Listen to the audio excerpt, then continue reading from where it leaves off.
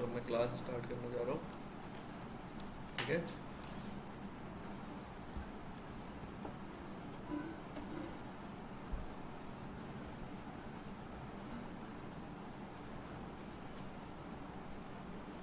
ये आपका इकोनॉमिक्स का सिलेबस है। ठीक है ना, जब लोग नए सेशन के हिसाब से है, इसमें ऊपर फर्स्ट ईयर का है, उसके बाद 12th क्लास का है, मतलब सीधे 12th क्लास के सिलेबस पे जाते हैं। तो मैं क्लास स्टार्ट करने जा रहा हूँ। ठीक है, इकोनॉमिक्स में देखो ये 5 यूनिट है। पार्ट ए में 40 टोटल 80 मार्क का पेपर आएगा बोर्ड एग्जामिनेशन में हम लोगों का। ठीक है, 80 मार्क के पेपर में 20 मार्क के प्रैक्टिकल्स हैं। ठीक है, यानी कि जिसमें फाइल बनेगी हम लोगों की बायो होगा। ठीक है, और 80 मार्क का आपका जो होगा वो आपका क्या होगा, ठीक है ना, 80 मार्क का आपका होगा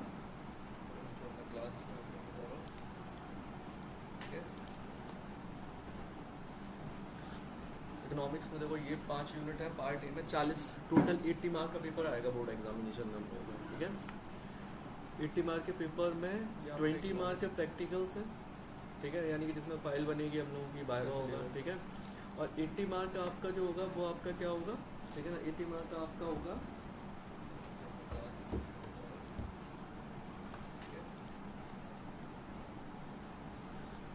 इकोनॉमिक्स में देखो ये 5 यूनिट है। पार्ट ए में 40 टोटल 80 मार्क का पेपर आएगा बोर्ड एग्जामिनेशन में। ठीक है, 80 मार्क के पेपर में 20 मार्क के प्रैक्टिकल्स हैं। ठीक है, यानी कि जिसमें फाइल बनेगी हम लोगों की बायो होगा। ठीक है, और 80 मार्क का आपका जो होगा वो आपका क्या होगा, ठीक है ना, 80 मार्क का आपका होगा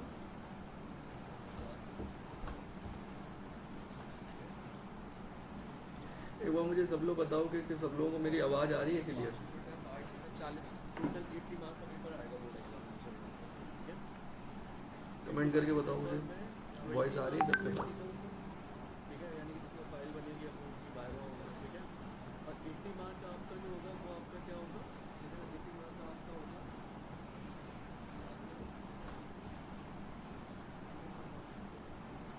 एक बार मुझे सब लोग बताओ कि सब लोगों को मेरी आवाज़ आ रही है क्लियर। 40 टोटल 80 मार्क का पेपर आएगा बोर्ड एग्जामिनेशन। कमेंट करके बताओ मुझे वॉइस आ रही है सबके पास।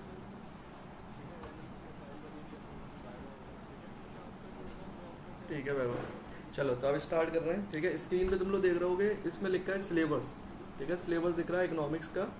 ठीक है, अगर मैं बात करूं तो हम लोगों के ये 5 यूनिट हैं। मेरी आवाज़ आ रही है? ठीक है, अगर पार्ट ए में देखते हैं तो 5 यूनिट मुझे दिखते हैं। ठीक है ना, इन 5 यूनिट्स में ठीक नहीं है, पहले के लिए कर लो। ठीक है ना, ये आपकी मैक्रो है, और लास्ट के जो आप यूनिट्स देख रहे हो 3, वो आपकी इंडियन डेवलपमेंट है। ठीक है, टोटल 80 मार्क्स का पेपर होगा। 40 मार्क्स के दोनों के वेटेज होंगे। ठीक है, 20 मार्क आपके किसके होंगे, 20 मार्क के आपके होंगे। बात करूँ तो हम लोगों के ये 5 यूनिट हैं। ठीक है, अगर पार्ट ए में देखते हैं तो 5 यूनिट मुझे दिखते हैं। ठीक है ना, 20 मार्क्स के 20 मार्क्स का इसमें, ठीक है, प्रैक्टिकल होगा, और 40 नंबर के दोनों क्या होंगे, थ्योरी सब्जेक्ट्स होंगे। ठीक है, अगर आप इसका इंट्रोडक्शंस देखते हो तो यहाँ पर लिखा है what is the macro, basic concept. जहाँ पर भी टर्म्स कॉन्सेप्ट आती है, इसका मतलब कुछ हद तक फीचर्स और मीनिंग होते हैं।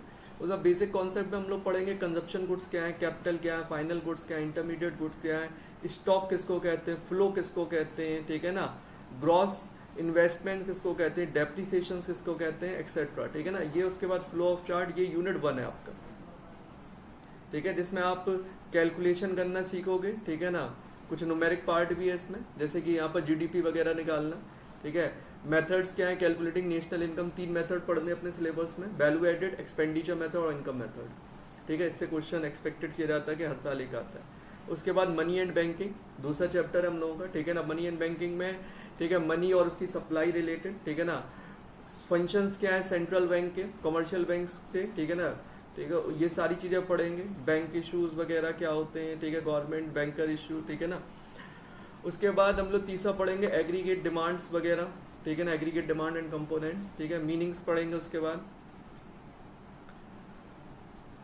ठीक है, यहाँ पर आप देखोगे तो एग्रीगेट डिमांड टर्म्स है, क्योंकि डिमांड क्या होती है, इंडिविजुअल डिमांड, मार्केट डिमांड, ये सब हम लोग पढ़ा था माइक्रो में। ठीक है ना, मैक्रो पढ़ने जा रहे हैं। फिर government budget, economy, balance of payment. ठीक है, ये सारी चीज़ की जो भी, ठीक है ना, ये सारे जो चैप्टर्स हैं, ठीक है, ये दे रखे हैं। साथ साथ नीचे जाओगे तो तुम देखोगे यहाँ पर प्रोजेक्ट बनाने के लिए टॉपिक भी दे रखे हैं, ठीक है ना। मेन चीज़ ये हम लोगों का सिलेबस, अगर सिलेबस का मैं पैटर्न बताता हूँ कि किस टाइप के क्वेश्चंस कितने आएंगे।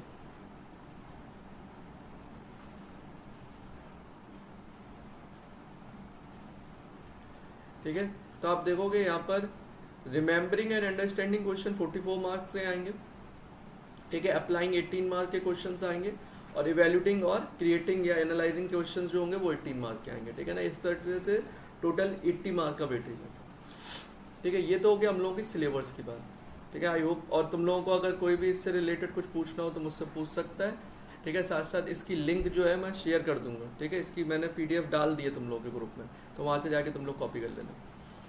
अब आ जाते हैं अपने सिलेबस पे।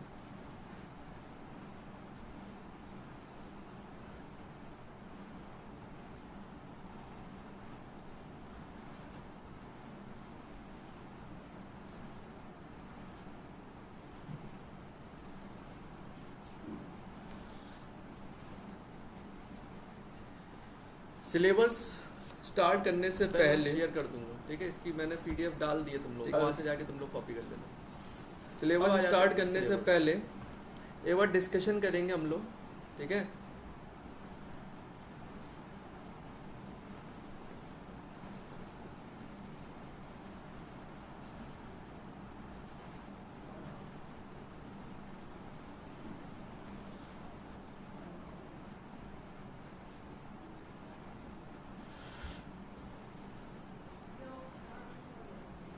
सबसे पहला क्वेश्चन है कि इकोनॉमी आखिर होती क्या है, इकोनॉमिक्स क्या होती है, ठीक है। तो इकोनॉमिक्स क्या होती है, सबसे पहले यहीं से डिस्कशन अपना स्टार्ट होगा कि इकोनॉमिक्स क्या होती है।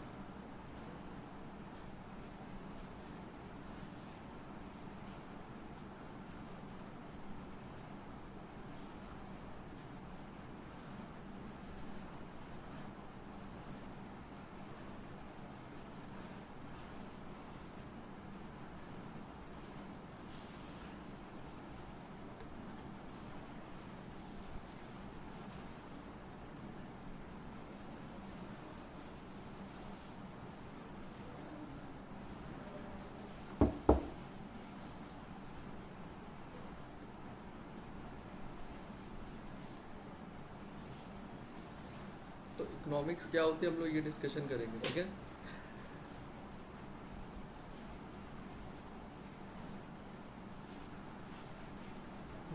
सही कह रहे हो वैभव, ये टॉपिक 11th में था, ठीक है। 11th में था ये टॉपिक।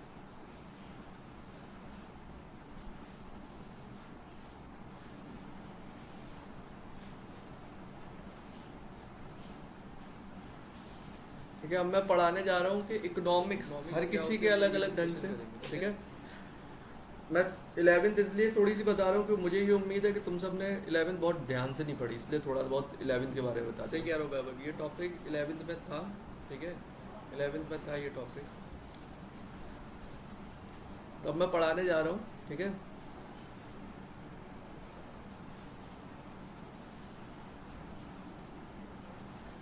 इकोनॉमिक्स की डेफिनेशंस अलग अलग लोगों ने अलग अलग ढंग से दी है, ठीक है ना। एडम स्मिथ के अकॉर्डिंगली वेल्थ डेफिनेशंस है, ठीक है ना। तुम सब ने 11th बहुत ध्यान से नहीं पढ़ी, इसलिए थोड़ा बहुत 11th के बारे में बता। सही कह रहा हूँ, ये टॉपिक 11th में था, ठीक है। 11th में था ये टॉपिक।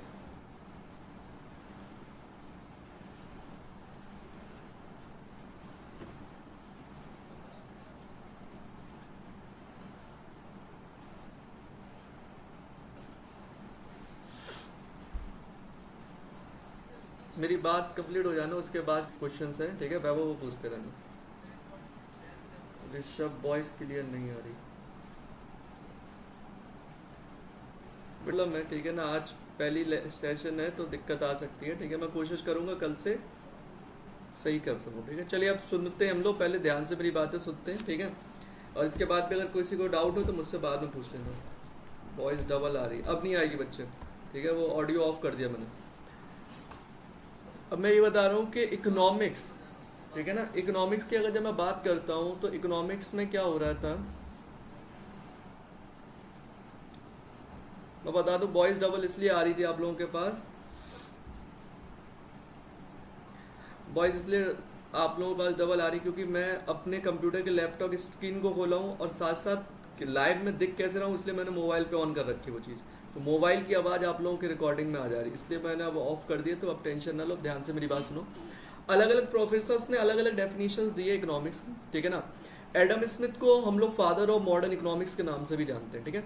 इनके हिसाब से क्या है कि इकोनॉमिक्स जो है वो वेल्थ डेफिनेशन है, ठीक है ना। इन्होंने लिखा it is the study of the nature and the causes of the wealth of the nation, ठीक है। ऐसी अगर हम लोग मार्शल के अकॉर्डिंगली बात करेंगे तो इनके हिसाब से वेलफेयर डेफिनेशन है, ठीक है। रॉबिन्स के अकॉर्डिंगली बात करें तो स्केर्सिटी यानी कि चॉइस डेफिनेशन, इनकी डेफिनेशन क्या है, it is the science which study human behaviours as a relationship between the end and scarce which means unlimited use, ठीक है। इनके हिसाब से एक रिलेशनशिप है, ठीक है, और इकोनॉमिक एंड डेवलपमेंट भी है, ठीक है ना। अलग अलग डेफिनेशन दे रखी है सबने, ठीक है। खैर हम इस कंसर्न पे नहीं जाएंगे। अगर तुम इनका ओवरऑल सबका चीज़ें पढ़ोगे तो एडम स्मिथ क्या है ये थोड़ी डिटेल दे रखी है। Adam Smith is considering the founding father of the modern economic. उन्होंने डिफाइंड किया economic as a study of nature and cause of nation wealth, यानी कि इसमें हम लोग नेशन वेल्थ की स्टडी करने जा रहे हैं। The central point of the Smith, ठीक है, Adam Smith defined the wealth creation. जो उनका मेन पॉइंट था वो क्या था कि वेल्थ को कैसे क्रिएट किया जाए, ठीक है। Smith did identify wealth with the welfare. उन्होंने क्या किया, वेलफेयर के साथ इसे कनेक्ट किया। He assumed that the wealthiers a nations become the happier are the citizen. इनके हिसाब से क्या है कि अगर वेल्थ अच्छी होगी, ठीक है, तो ऑटोमेटिकली आप हैप्पी भी रहोगे। That it is important to find out how the nation can be wealthy. इसीलिए इनके हिसाब से कि कैसे नेशन को वेल्थी बनाया जाए, ज्यादा वेल्थफुल बनाया जाए, ये हम लोगों का कंसर्न है, ठीक है। Economic is a subject matters how to make nation wealthy. Economic एक ऐसा सब्जेक्ट मैटर है इसमें हम लोग ये डील करते हैं कि कैसे नेशन को वेल्थी बनाया जाएगा, ठीक है, ज्यादा से ज्यादा नेशन वेल्थी, ठीक है, नेशन को कैसे वेल्थ बनाए। इसी के बेसिस पे मैंने डेफिनेशन डिफाइन करी है, ठीक है, जो हम लोगों ने ऊपर, ठीक है, इसी के बेसिस पे मैंने ये डेफिनेशन डिफाइन करी गई है।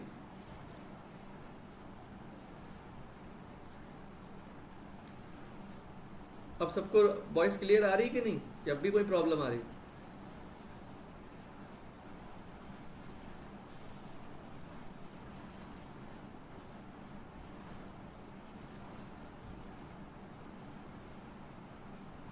इसी के बेसिस पे मैंने डेफिनेशन डिफाइन करी।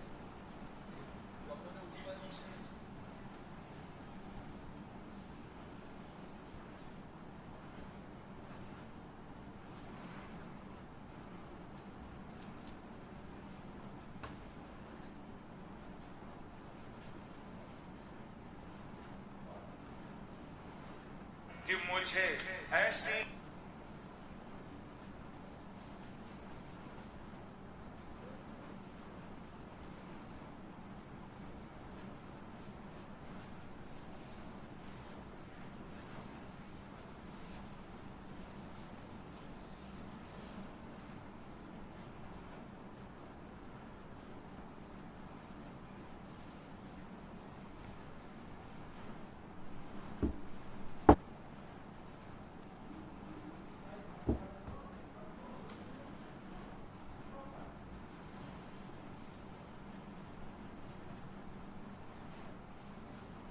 आवाज आ रही है सबको? एक बार बताओ जरा मुझे।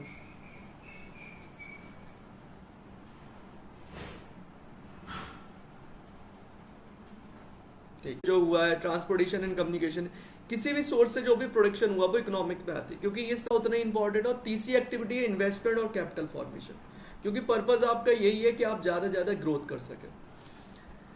अब क्वेश्चन आया नेक्स्ट कि why we study the economy, reason for studying the economics. Economics पढ़ क्यों रहे, आखिर ऐसा क्यों जरूरी है कि हम समझ में आया कि भाई अगर किसी को वर्क करना है तो ठीक है, पर हम लोग स्टडी क्यों कर रहे हैं? Reason for studying the economy are that कि ह्यूमन वांट्स आर लिमिटेड, अगर ठीक है ना, sorry, human wants are unlimited as compare to their use. जो रिसोर्सेज हमारे पास हैं उसके कंपैरिजन में ह्यूमन, ठीक है, in view of this it is necessary to allocate the scarce resources able to satisfy such human needs in a manner so that maximum human beings can be satisfied. ठीक है, तो क्या लिखें कि हर needs को fulfil किया जा सके, ठीक है, या ऐसे बोल सकते हैं कि हर जितनी भी डिमांड्स हैं उनकी फुलफिल की जाए, तो स्कैर्सिटी ऑफ रिसोर्स है। दूसरा अनलिमिटेड, ठीक है, दूसरा है अनलिमिटेड वांट्स, ह्यूमन वांट्स, ठीक है। वांट्स ऐसी हैं जो नेवर एंडिंग, आज अगर एक चीज फुलफिल होती है दूसरी चीज ऑटोमेटिकली क्रिएट हो जाती है, यानी कि सेटिस्फेक्शन से हम लोग, ठीक है ना। अगर एक चीज आपकी एक नीड है, आपकी अनदर नीड ऑटोमेटिकली क्रिएट हो जाती है, तो ह्यूमन वांट्स आर अनलिमिटेड, ठीक है ना। तीसरी और एक एडिशंस बात है कि रिसोर्सेज स्केयर, तो क्या ऑल्टरनेटिव यूजेस है। ऑल्टरनेटिव यूजेस कौन लोग हैं कि जैसे एग्जांपल लिखा है कि डीजल जो है ना वो आपके कई सारी चीज़ों में यूज होता है, तो आपको ये भी सोचना है कि रिसोर्सेज किस प्रोडक्शन को करने में या किस चीज़ में ज़्यादा रिसोर्सेज का यूज़ करना है, किस में कम करना है। तो ये रीज़न है कि इकोनॉमिक पढ़ रहे हैं। तो on the basis of this we can define that the economic is a social science, welfare की बात चल रही है ऊपर, तो it is an social science that study the way of society to choose it unlimited resources. इसके basis पे क्या डेफिनेशन निकली कि it is an social science, जहां पर आप स्टडी करते हो सोसाइटी को कि वो इसके लिमिटेड रिसोर्सेज को जिनके ऑल्टरनेटिव यूज है इस ढंग से कि वो प्रोड्यूस कर सके गुड्स एंड सर्विस और डिस्ट्रीब्यूट कर सके among the various different group of the people, तो उन तक पहुंच सके। बात समझ में आ रही, ठीक है। तो ये इकोनॉमी पढ़ रहे हैं। अब जब इकोनॉमिक्स की आप बात करते हो कि ठीक है सर आपने मुझे बताया कि हम लोगों को इस ढंग से यूज़ करना चाहिए कि सारे लोगों को सेटिस्फाइड कोर्सेज हैं हमारे पास, जब आप ये कहते हो कि रिसोर्सेज लिमिटेड हैं तो आपको स्टडी करना पड़ता है। अब स्टडी आप दो लेवल पे कर सकते हो, भाई कितनी डिमांड हो सकती है आने वाले टाइम पे, तो कैसे पता लगाओ। अगर मुझे ये पता लगाना है कि ओवरऑल कितनी डिमांड हो सकती है किसी भी एक पर्टिकुलर प्रोडक्ट की, ठीक है ना, जैसे एग्जांपल के तौर पे एग्रीकल्चर प्रोडक्ट कोई भी एग्जाम्पल, ठीक है ना, राइस का एग्जांपल ले लो, तो कितनी डिमांड है उसकी। अगर मुझे इंडिविजुअल जाए कि हर एक स्टेट में हर एक सिटी में कितना कंजप्शन होता है, तो मैं एस्टिमेट कर लूंगा कि मुझे कितना रिक्वायरमेंट। बात समझ में आ रही है, यानी कि दो लेवल पे हम लोग स्टडी करते हैं, एक स्टडी करते हैं माइक्रो लेवल पे, ठीक है ना, और एक स्टडी करते हैं मैक्रो लेवल पे।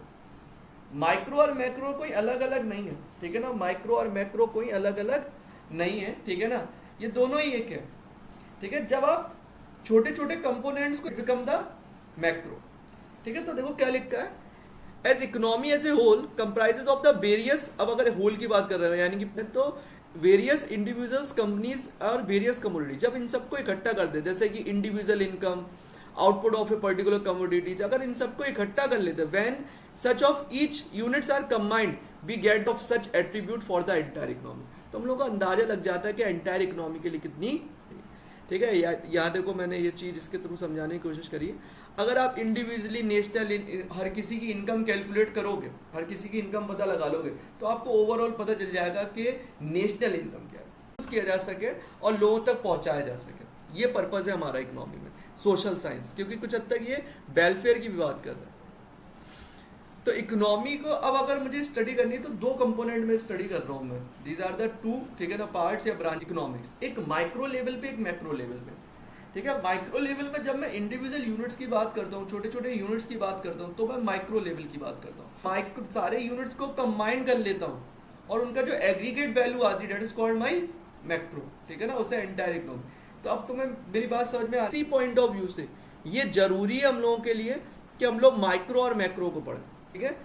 माइक्रो आपने 11th क्लास में पढ़ी थी, जहां पर आपने डिमांड, सप्लाई, ये सारी चीजें। जब मैं एग्रीगेट की बात करता हूं तो डेट मीन्स मैक्रो। आगे पढ़ते हैं इन दोनों की मीनिंग, ठीक है। डेफिनेशन देखो, micro is that part of economy theory which study the behaviour of the individual of an economy, ठीक है, जहां पर आप एक इंडिविजुअल बिहेवियर को पढ़ते हो।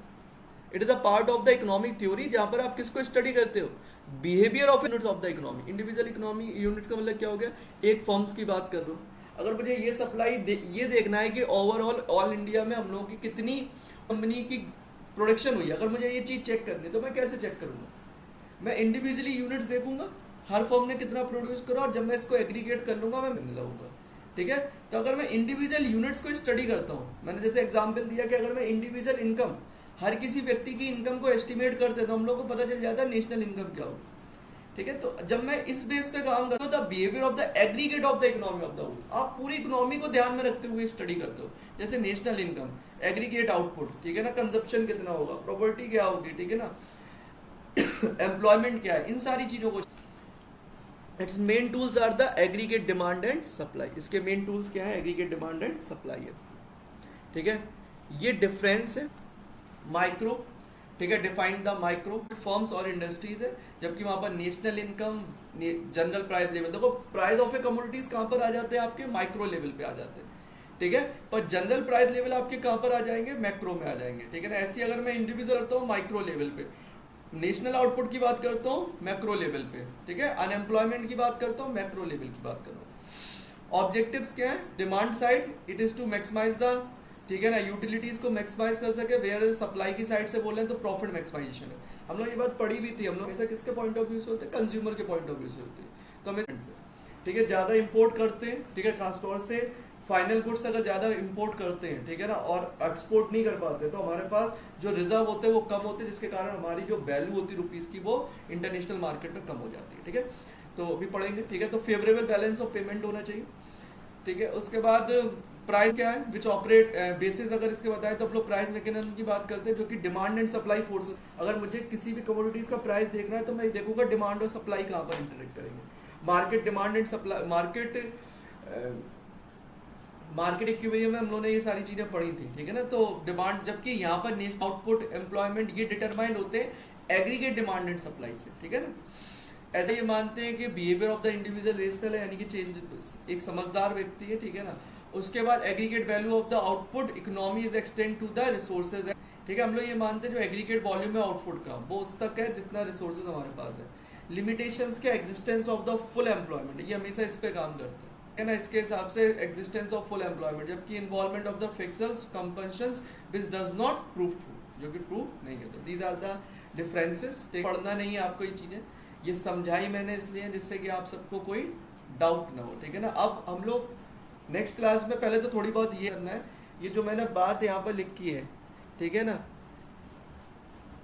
ये तो मैं केवल एक बार रीड जरूर करनी है, ठीक है। माइक्रो मैक्रो के डिफरेंस, ठीक है ना। मेन हम लोगों का ये चीज़ है, मुझे ये चीज़ तुम लोगों को समझानी थी कि